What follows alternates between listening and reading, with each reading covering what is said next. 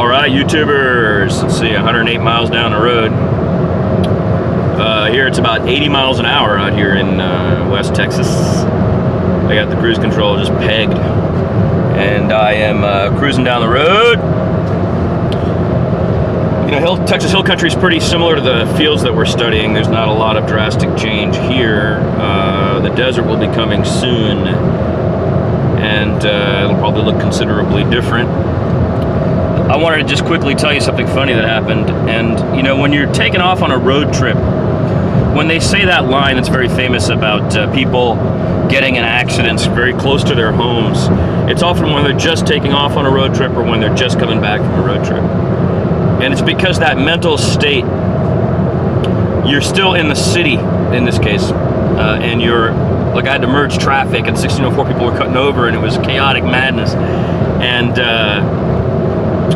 that business, that busyness settles down as you get out of town, right? And now you're on open stretches of road and it's calmer and simpler, and you can set cruise control, for example. But as I was about to jump on the freeway, I hit the radio and it was set to the classical station, and the announcer, just as I was about to enter the freeway, says, okay, so we're going to play Richard Strauss's tone poem Don Juan. And it's one of my favorite compositions, but it's pretty hysterical because it's very grand. So now I'm leaving town to take off on a 1900-mile road trip this morning, and I'm hearing that incredible sound of multiple French horns in the melody of this thing, which goes da da da da da da dum, da da da dum, da da da da dum, da da da dum, da dee, and that high note, and all the horns are singing, and it's all these big strings and the craziness, and I'm leaving town, and it was so I don't know quite how to say it. Those soundtrack moments, it was really interesting. So that composition, that particular section of the composition, is about 19 minutes long.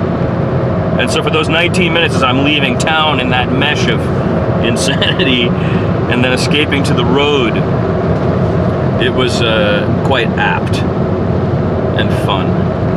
And then it made me think of something which was more topical, which is Prometheus, the follow-up to Prometheus that Ridley Scott has put out this summer, that everybody didn't seem to like, and I really liked a lot. Covenant, Alien Covenant. One of the things that was really bizarre and intense at the very end is when he plays the Wagner as he's entering the, and you realize what he's going to do for the next 10 years is experiment on all those trapped souls, as he puts it. I thought David, the character, as an agent of humanity going and committing mundicide, genocide, before conducting his experiments is an intensely cynical and incredible thing. And it made me think of several things this summer that I've been looking at that are very cynical and that are intensely popular. One being Rick and Morty. Rick is like this incredible avant-garde push of the modern man, post-neoliberal, post-everything man, post-modern man, rather. Even post-postmodern man, you could say, right? And here I'm using postmodern from the letters of, this is American postmodernism we're talking about, from the letters between, those two, well, I'll cite it later. It'll be somewhere in here. Maybe I'll caption it. But the point is that Rick is this, like, if you just keep going, like, God is dead, history is dead, everything is mutable, we're living in a fluid experience of even reality, and in his case he's interdimensionally traveling, and he could do everything, and he's the smartest intellect in the universe, or at least in his, whatever they want to call it, the curve, finite curve.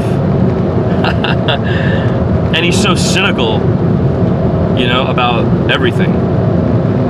And I love that. And it's pretty brilliant.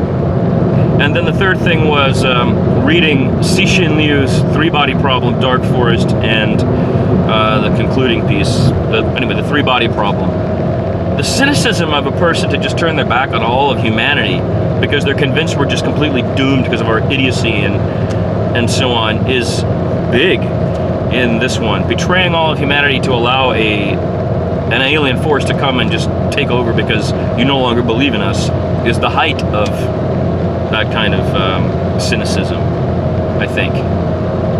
And these three things were running, parallel just very recently for me.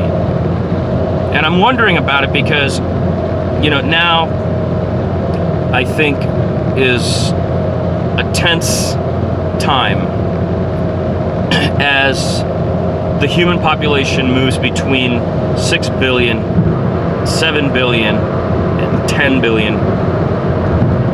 I think, and I don't know whether many scientists do or not anymore, but when I was studying population studies in the early 90s, and we talked about the population pyramids and the aggregate kind of numbers, especially with the digital generation now and urbanization, which was the thing that reduced family size in many ways. Now, digitalization, I think, has had a huge effect in that as well. Topping off at 10 billion people. I think that is a reasonable thing. I think if we're going to have a perception of ourselves continuing, not a cynical perception, a dystopic perception, nor a utopic perception, we have to think about be practical about what's coming. So if the human population tops off at 10 billion, what is that going to look like? Well, it's going to be a lot more crowded, and people are going to have to change some of their attitudes. So almost like a lashback against the potentiality of that is, I think, where this cynicism is coming from. In a previous post, I mentioned that, I think we're going through a lot as a species right now, and we need to mediate it better than just picking fights or fighting or not fighting or running. There's a much more, we as a human species are incredibly more inventive and creative and can come up with solutions, and I think dialogue solutions are a big part of it. So here I am, YouTubing, vlogging, baby, it's fun. And as we go down the road, those thoughts pop through my head. I wanted to tell you about the hilarious Strauss bit as I was leaving town. So grandiose, So it's been about an hour and a half on the road. I've covered about 118 miles, and I'm MTK the Talktopus. This is Interstate Highway 10, and this is Carl, the trusty steed. So I'll talk to you YouTubers soon.